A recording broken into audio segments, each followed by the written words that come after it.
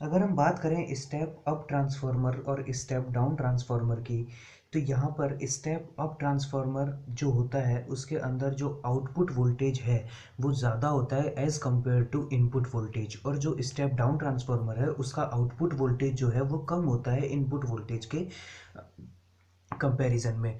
अब देखिए step up और स्टेप डाउन ट्रांसफार्मर किस तरीके से काम करते हैं। ये नंबर ऑफ वाइंडिंग्स पर मैटर करता है। मान लीजिए कि आपके पास कोई एक ट्रांसफार्मर है और वो ट्रांसफार्मर की वाइंडिंग्स ये प्राइमरी वाइंडिंग्स हैं और ये उसकी सेकेंडरी वाइंडिंग्स हैं। अब देखिए जो प्राइमरी वाइंडिंग है वो किसी ऑल्टरनेटिंग सोर्स से जुड़ी होंगी और जो सेकेंडरी वाइंडिंग है उन पे किसी लोड का कनेक्शन होगा। यहाँ पर जो प्राइमरी वाइंडिंग्स है वो मेरे को कम दी गई है और यहाँ पर जो सेकेंडरी वाइंडिंग्स है वो ज़्यादा दी गई है। इसका मतलब होगा कि जो भी यहाँ पर जो वोल्टेज होगा और जो यहाँ पर वोल्टेज होगा, तो यहाँ पर जो वोल्टेज होगा वो ज़्यादा होगा एज़ कम्पेयर टू दिस। इसका मतलब है कि ऐसा ट्रांसफार्मर अपना स्टेप अप ट्रांसफार्मर कहलाएगा।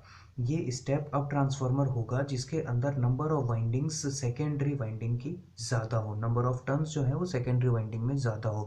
इसका मतलब है कि जिसका इंडक्टेंस ज़्यादा होगा उसके अंदर वोल्टेज ज़्यादा होगा। अब इसका इंडक्टेंस ज़्यादा है तो इसका वोल्टेज भी ज़्यादा होगा।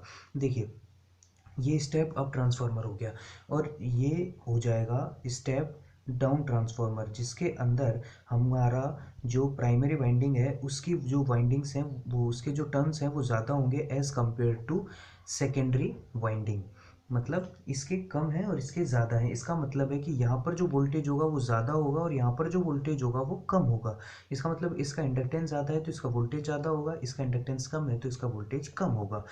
स्टेप अप और स्टेप डाउन ट्रांसफार्मर बहुत ही एफिशिएंट होते हैं, बहुत ही ज़्यादा ज़रूरी हो चुके हैं, क्योंकि जो भी लॉन्ग ट्रांसमिशन लाइंस होती है अपने को, अगर मान लीजिए किसी भी एक सब स्टेशन से जनरेटिंग स्टेशन से जीएस जनरेटिंग स्टेशन से किसी सब स्टेशन तक अगर अपने को पावर को ट्रांसफ़र करना है तो उसके अंदर स्टेप अप और स्टेप डाउन ट्रांसफार्मर का बहुत ही अच्छा यूज़ होता है।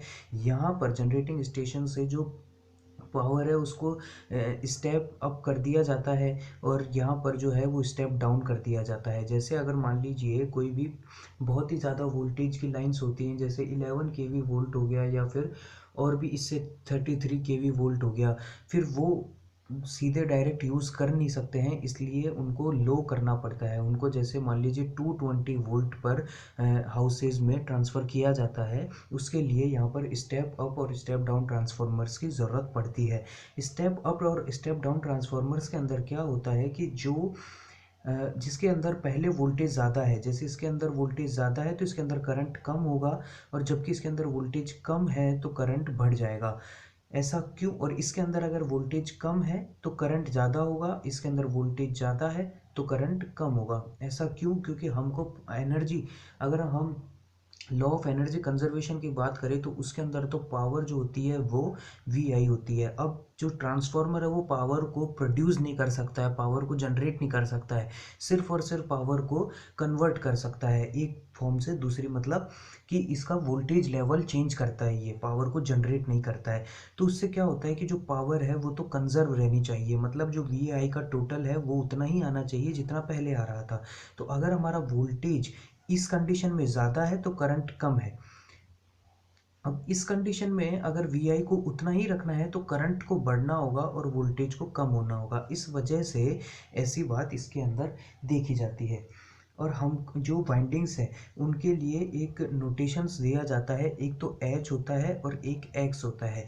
एच उसके लिए होता है जो हाई वोल्टेज वाइंडिंग होती है, जैसे अगर इसके अंदर प्राइमरी स्टेप डाउन ट्रांसफार्मर में प्राइमरी हाई वोल्टेज वाइंडिंग होती है तो इनकी वाइंडिंग्स को एच से शो किया जाता है और इनकी वाइंडिंग्स को एक्स से शो किया जाता है। ये लो वोल्टेज वाइंडिंग होती है और ये हाई वोल्टेज वाइंडिंग कहलाती है। यहाँ तक की बात मुझे लगता है आपको समझ में आ गई होगी। जो ट्रांसफॉर्मर है वो जो स्टेप अप और स्टेप डाउन ट्रांसफॉर्मर है वो ट्रांसफॉर्मेशन रेशियो पर ही काम करते हैं, वोल्टेज ट्रांसफॉर्मेशन रेशियो और करंट ट्रांसफॉर्मेशन रेशियो पर ही काम करते हैं, जिनमें इंडक्टेंस का बहुत काम आता है। इंडक्टेंस जो होता है वो नंबर ऑफ टर्न्स पर ही काम करता है, मैंने आपको पहले भी वीडियो में बताया है। और इंडक्टेंस का जो फॉर्मूला है वो होता है N square mu A upon L. ये जो एल है ये एवरेज लेंथ ऑफ वायर हो जाती है, एरिया हो जाता है, और mu permeability of core material है, और जो एन है वो number of turns in wire है।